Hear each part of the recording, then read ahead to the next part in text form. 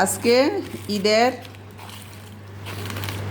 দ্বিতীয় দিন, মানে ঈদের দিন সহ তৃতীয় দিন।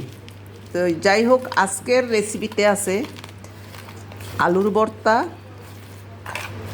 এই যে সুন্দর করে আমি আলুর ভর্তা বানাচ্ছি সরিষার তেল দিয়ে, শুকনা মরিচ দিয়ে।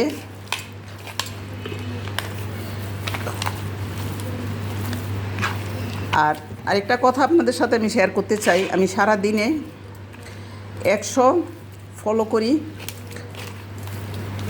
রিপ্লাই দেই, কমেন্ট করি, কিন্তু রিটার্ন আসে না 10 জনের কাছ থেকে। তো ভিডিও কি ভালো লাগে না জানি না। তো আমার এক বোন বলছিলেন যে ফেসবুকে কমেন্ট করার থেকে মৌচাকে ঢিল মারলে রিপ্লাইটা তাড়াতাড়ি আসে। তো কথাটা একেবারেই মন দিয়ে বলে নাই, ঠিকই বলছে।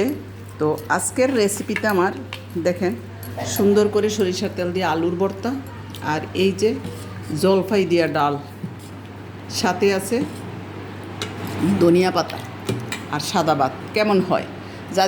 যাদের যাদের গরুর মাংস খেয়ে অনীহা চলে আসছে, তারা অবশ্যই আমার বাসায় চলে আসবে ইনশাল্লাহ।